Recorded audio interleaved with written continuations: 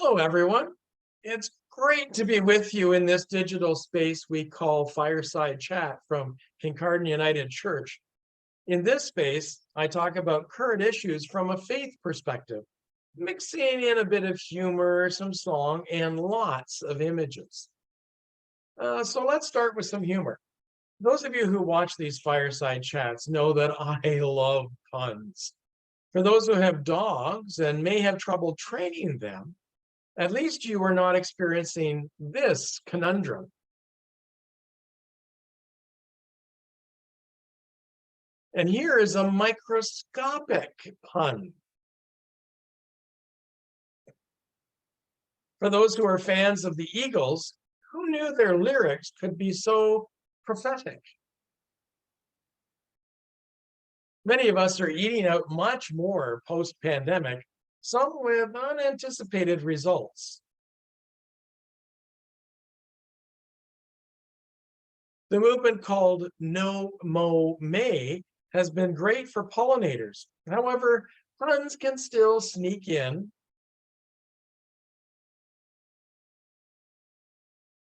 In fact, a sense of humor can be a lot of fun and give other drivers a real pickup. You get it? All I could afford. As we consider how to live with one another after the pandemic in ways that are life-giving for each person, we need to think outside the box. Some people don't appreciate out of the box behavior, though. June is National Indigenous History Month, so I thought I would reflect on how we, as people of faith, can think outside of our usual box of ignorance and of inaction. When non-Indigenous people came to Turtle Island, what we call North America, we named Indigenous peoples savages. However, other cultures are not failed attempts at being us. Indeed, Indigenous peoples greeted us in a most civilized manner. This is the first treaty between European settlers and Indigenous Mohawks. And through them, the Onondaga and the Haudenosaunee, it is a two-row wampum, which signified how two peoples would interact, addressing each other as brothers equal to each other. In this treaty between the Haudenosaunee and the Dutch settlers, one row is a ship with our white brothers' ways, and the other a canoe in our ways. Each will travel down the river of life side by side. Neither will attempt to steer the other's vessel. That lofty intention, at least on the settler side of the treaty, didn't last long. Fast forward to 1947, and our ignorance of treaty history is most evident. Our then moderator of the United Church, the Right Reverend Dr. George Dory, questioned whether there was such a thing as native religion. So much for not attempting to steer the other's vessel. In his book, The Other Side of the River, From Church Pew to Sweat Lodge, Reverend Alf Dumont, an Indigenous minister in the United Church, wrote, "I continued to talk with Jesus as I walked by the barbed wire. Did the early church actually step away from Jesus' teachings of love because it saw an opportunity to spread its interpretation of the gospel? Did those church fathers, not many mothers, if any, were present, not realize they were going down a path that would move them further away from the fundamental teachings that Jesus gave? How do you love God, your neighbor, your enemy, and yourself by forcing your expression of faith and your way of life and culture upon another people without respecting who they are and what they had to bring into a dialogue?" We didn't take the time to go deeply. This image is representative of Indigenous culture that we can easily see on the surface. However, under the surface, as with any culture, there is so much more that we can only perceive if we take the time and make the effort.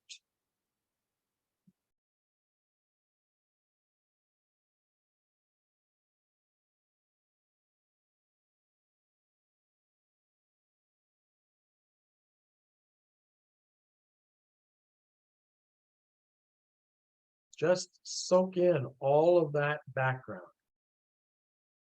For example, let's consider regalia, especially as powwow season is now ramping up.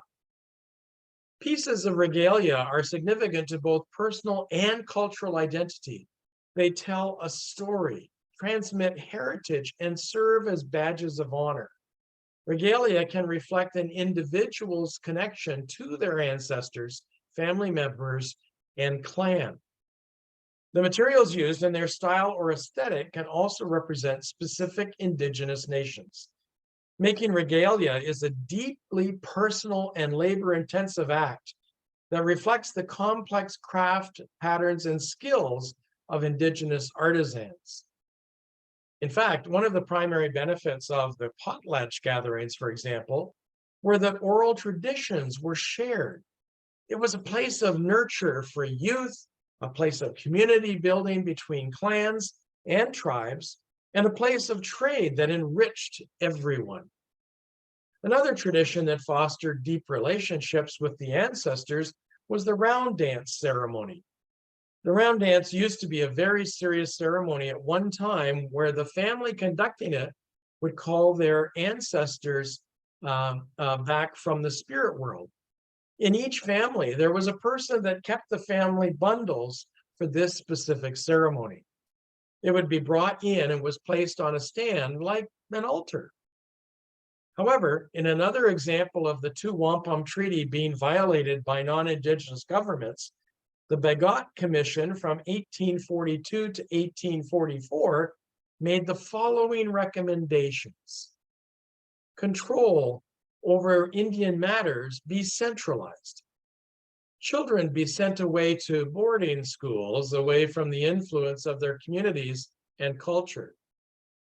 Indians be encouraged to assume the European concept of free enterprise.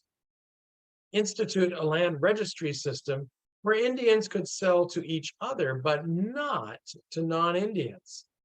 All of these recommendations became central to the formation of the Canadian Indian Act. Because of the Indian Act, ceremonies were banned. Round dances had to go underground like the rest of the ceremonies. Because all of these ceremonies were forbidden, the oral traditions were much more difficult to pass from one generation to the next. This was a powerful form of cultural genocide. As part of trying to erase Indigenous culture and identity, the Indian Act set up a system of Indian reservations. Ironically, it was a Dutch settler who wrote a book about the plight of the Cree on the prairies. Rudy Weeb wrote The Temptations of Big Bear. He focused the novel on the efforts by the Canadian government to not only push Indigenous peoples onto reservations, but to starve them by denying them the opportunity to harvest from the land as they had done for millennia. As recorded in Weeb's book, Big Bear said, "What can that mean? I and my family will have a reserve of 1 square mile?" I believe Big Bear's question was rhetorical, since his next observation was deeply thoughtful. If any man has the right to put a rope around another man's neck, someday someone will get choked. As Indigenous children were stolen from their families and taken to residential schools, the cultural genocide continued apace. This picture, the reality for far too many Indigenous children. Consider the differences between the educational opportunities for Indigenous children in comparison to all the other Canadian children.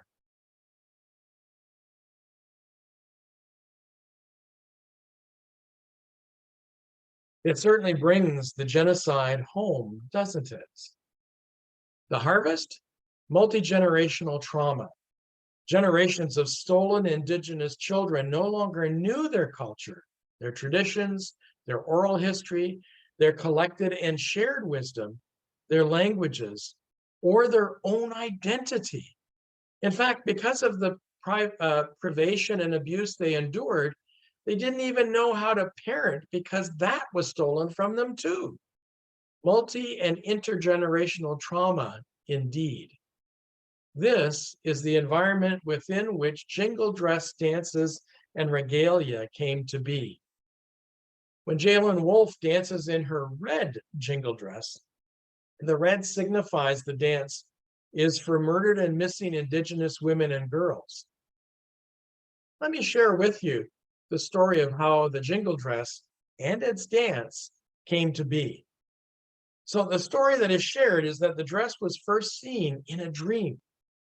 A medicine man's granddaughter grew sick, and as the man slept, his Indian spirit guides came to him and told him to make a jingle dress for the little girl. They said that if the girl danced in it, the dress would heal her. The jingle dress was made, and the tribe came together to watch the child dance. At first, the child was too sick to dance alone, so her tribe carried her. But after some time, the little girl was able to dance alone, cured of her sickness. Since then, the dance has not only been a ritual of healing, but also one of pride. Jalen Wolfe danced the jingle dress dance during worship in Kincardine United Church in 2018 to signify the healing we as non-Indigenous people need for our past sinful treatment of Indigenous peoples. Now, to be clear, I define sin as broken relationships with God or others or both. This image of red dresses, the symbol for missing and murdered Indigenous women and girls, is a powerful reflection on the literal blood shed because of anti-Indigenous racism in Canada. We need to confess our brokenness, repent of our behavior, listen carefully to Indigenous stories and the consequences of our corporate actions, both past and present. Learn to go beneath the surface of the Indigenous culture iceberg and take the 7-generation path of intentional reconciliation. By the 1950s, ceremonies were no longer banned. This was a small but important step toward the restoration of Indigenous culture and spiritual practices. However, we can never become complacent.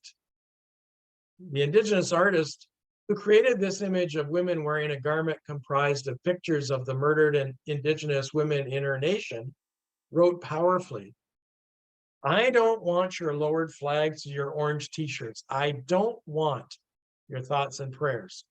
I don't want your vigils or your moments of silence. I want your wavering insistence on justice and accountability. I want your commitment to settle for nothing less than lasting change. The days of discarding Indigenous generations in mass graves may be over, but the days of Indigenous people dying due to systemic inequity are not. I want your action." My Indigenous friends tell me our action encompasses learning from reputable online sources like the National Truth and Reconciliation Commission website, like from published books such as 21 Things You May Not Know About the Indian Act, subtitled Helping Canadians Make Reconciliation with Indigenous Peoples a Reality, written by Bob Joseph, an Indigenous man. Listening to Indigenous teachings and stories and calling out people who make anti-Indigenous racist statements. Daunting? Certainly. Necessary? Absolutely. However, the long process of reconciliation means we can be healed of our own brokenness as perpetrators of woundedness, as this video portrays.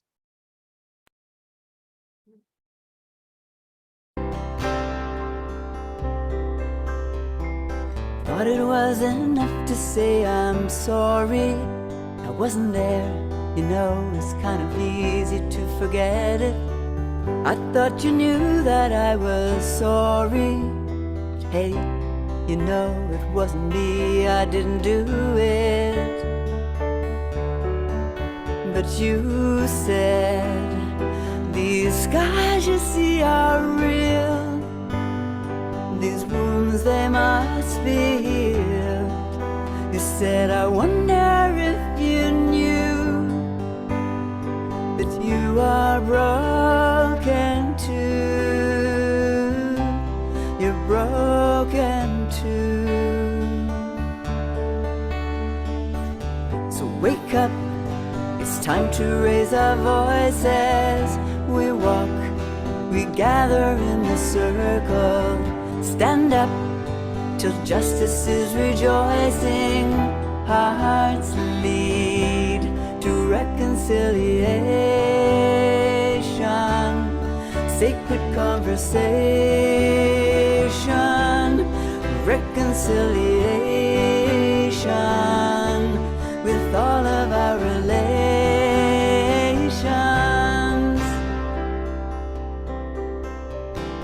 Really thought I understood the story. I went to school, I learned, the teacher taught the lesson. I never wondered, was it true at all? I never asked for more, there wasn't any question. But you said, the truth is strong and bold. Our stories will be told. You said, I wonder if you knew the truth is calling you. It calls to you. So wake up, it's time to raise our voices. We walk, we gather in the circle. Stand up till justice is rejoicing. Our hearts lead. Wake up, it's time to raise our voices. We walk, we gather in the circle. Stand up till justice is rejoicing. Our hearts lead to reconciliation. Sacred conversation, reconciliation with all of our relations.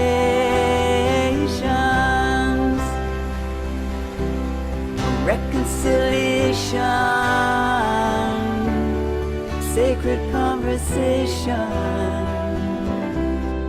reconciliation with all of our relations. Reconciliation, sacred conversation, reconciliation. Notice that in Pat Mayberry's song, it is mostly about working publicly, intentionally, and explicitly towards reconciliation. In that reconciliation, as we listen to the stories of Indigenous peoples, as we come to terms with our own history of oppression, even though we weren't the ones who actually did the deeds, we settlers currently benefit from the actions of racism. If you want to find more information about the calls to action from the Truth and Reconciliation Commission of Canada, the actions the United Church of Canada has committed to carrying out, go to this website.